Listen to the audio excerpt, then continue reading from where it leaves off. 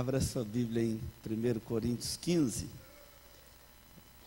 Nós estamos aí numa manhã muito gostosa do dia do Senhor, recebendo as famílias, pais trazendo seus filhos para a escola dominical, adultos, avós. Em muitos casos os filhos são entregues às avós, os avós, para cuidar do aspecto religioso, espiritual. Faça isso, se te entregarem, faça com carinho, né? É bom ver aqui na escola dominical, desde o idoso até a criança, e estas manhãs são muito proveitosas para nós. 1 Coríntios 15, o verso 58, vai nos dizer assim: portanto, meus amados irmãos, sede firmes, inabaláveis, e sempre abundantes na obra do Senhor, sabendo que no Senhor o vosso trabalho não é vão. Vamos ler juntos esse texto? Portanto, meus amados irmãos, sede firmes, inabaláveis, e sempre abundantes na obra do Senhor, sabendo que no Senhor o vosso trabalho não é vão. Nós publicamos aí na pastoral do boletim, uma pastoral encorajando os irmãos ao trabalho. No caso aqui nós tivemos um foco no 35º Encontro de Casais com Cristo, que acontecerá neste próximo fim de semana. Mas nenhum trabalho da igreja é de um ministério separadamente, é de toda a igreja. Eu entendo que todos nós precisamos olhar com carinho para todos os setores da igreja. O apóstolo Pedro, ele falando sobre os nossos serviços cristãos, ele fala que cada um deve servir conforme o dom que recebeu. E ali ele fala da multiforme graça de Deus. Uma hora você precisa pegar esse texto de 1 Pedro 4 e meditar nele. O que é esta multiforme graça de Deus? Você tem uma noção? O que é a multiforme graça de Deus? Fala um de cada vez, para não fazer tumulto, né? O que seria essa multiforme graça de Deus? Eu tenho percebido que a vida moderna tem nos tirado a arte da meditação. Isso é ruim, muito ruim. Até porque nossos celulares agora, a gente vai só passando o dedo assim na tela, né?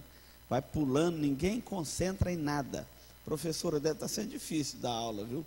Ninguém concentra, diz que é geração Y, né? Presta atenção em 2, 3 coisas ao mesmo tempo, não guarda nada. Então não aprofunda em nada, né? Mas o que é a multiforme graça de Deus? É que a graça de Deus se manifesta de várias formas, de várias maneiras. Por exemplo, quando nós olhamos para a igreja, você pega aqui o nosso planejamento do ano, você olha aqui dentro do planejamento, você encontra aqui, depois da galeria aqui dos pastores mais bonita aqui de Dourados, você encontra esse cronograma do funcionamento interno da igreja. Isso aqui é um retrato da multiforme graça de Deus. Tem criança sendo assistida, tem adultos sendo assistido, casais, jovens, idosos, a escola dominical na sua multiforme manifestação de classes, né? De todas as idades, enfim, o nosso foco é um trabalho amplo, e nós não podemos enxergar a igreja como sendo apenas o ministério que nós estamos à frente dele, ou a sociedade interna, ou a escola dominical, enfim, é a multiforme graça de Deus, sem a qual o corpo de Cristo não seria perfeito, porque o corpo não é só cabeça, não é só braço, não é apenas perna. O corpo, você vai estudar o corpo humano, é uma complexidade muito grande para gerar o corpo, mas o braço não pode dizer que é corpo, ele pode dizer que ele é um membro do corpo. Paulo, quando escreve esta carta, ele fala que no Senhor o nosso trabalho não é vão. Mas antes ele fala assim: portanto, meus amados irmãos. Primeiro Paulo está nos tratando como irmãos. E o nosso tema do ano, nesse segundo trimestre, o foco nosso é exatamente o relacionamento entre irmãos. Você depois pode olhar na sua casa, no seu material, que nós estamos aqui, os grupos familiares estão estudando este assunto, servindo uns aos outros em amor. Nós servimos uns aos outros em amor. Então, o relacionamento entre irmãos. Paulo nos chama aqui de irmãos. Portanto, meus irmãos. E se somos irmãos, nós somos todos servos do mesmo Senhor. Você sabe por que nós somos irmãos? Eu vou te dar um exemplo prático. Eu vim conhecer, estou vendo ali a dona Sônia, eu vim conhecer a dona Sônia aqui em Dourados. Eu não conhecia a dona Sônia, nunca tinha visto, nem mais alta, nem mais baixa, porque quando fala mais gorda, mais magra, parece ofensivo, né? Então, nunca tinha visto a dona Sônia. Depois que eu cheguei aqui em Dourados, não vi a dona Sônia. Passado um tempo, ela apareceu aqui na igreja. Não é isso, dona Sônia? Fui ver de onde? Nossa irmã, lá de Fátima do Sul, que mudou para Dourados. Estou dando um exemplo. Mas é nossa irmã. Agora está chegando outra família aqui, depois nós vamos apresentar, lá de Manhuaçu, nossos irmãos. Tem outros aqui, o Antônio Marcos com a família, veio de Amambai, né, Antônio Marcos? Bonito, desculpa, bonito. Irmãos. Por que nós somos irmãos, dona Sônia? Porque nós estamos irmanados em Cristo. Eu e a senhora temos um irmão mais velho em comum, Cristo. Ele é irmão da senhora e ele é irmão meu. Na prática é isso. Nós somos irmãos uns dos outros porque temos um irmão mais velho em comum, né? Então nós somos irmãos uns dos outros, irmanados em Cristo. Ou seja, unidos a Cristo. Mas ao mesmo tempo que somos irmãos, nós somos servos. E servo é aquele doulos, lá do grego, é aquele que não tem vontade própria. Ele não tem glória própria. Ele não tem vontade própria. Ele faz a vontade do seu Senhor e faz tudo para a glória de Deus. Uma das coisas difíceis na vida cristã é a gente vencer o nosso eu. Eu vejo líderes da igreja renomados, mas que ainda não conseguiram vencer o eu deles. O eu é muito soberano. No dia que Cristo for soberano na vida dele, o eu vai ficar pequenininho. Porque João Batista diz: convém que ele cresça e que o meu eu diminua. Nós cantamos o hino agora aqui. Se o meu eu quer levantar-se, né? E se o eu, está até lá entre aspas, é o egoísmo, um egocentrismo terrível, quer levantar-se e mostrar algum valor, vencendo vem Jesus. Jesus aparece vencendo o meu eu também, não é só vencendo o meu adversário, não. Ele aparece vencendo o adversário naquele hino, porque a gente fala vencendo vem Jesus, não é lá na glória, lá no final da história escatológica, é agora que Jesus aparece vencendo o meu adversário, vencendo também o meu eu, quando ele se torna um adversário meu mesmo, né? Então, meus amados irmãos, sede firmes. A primeira expressão que aparece aqui é firmes. Ontem nós participamos à tarde lá no Manaim, de uma programação muito preciosa. O reverendo Erley deu uma série de palestras lá, de duas, né? Muito boas, parabéns ao reverendo Erley. E falando sobre as atribuições e os privilégios dos homens. Uma pena que não estavam lá todos os homens aqui da igreja. Eu até falei, quem for homem, levanta a mão, mas nem todos, né, puderam estar lá presentes, né, brincadeira aqui. Mas muito boa, os homens como líderes dos seus lares, na igreja, precisavam de ter ouvido aquelas palestras, todos eles. Uma das coisas bem focadas foi esta: sede firmes. Tudo na vida da gente exige isso, sede firmes, firmeza, perseverança, As lutas vêm. Essa semana eu fiquei indignado com um homem aqui em Dourados, que eu nem conheço ele. A minha funcionária chegou lá em casa me contando, um vizinho dela abandonou a mulher com 2 filhos, um desse tamanhozinho assim, o outro no colo, recém-nascido. Falei assim, que tipo de homem é esse?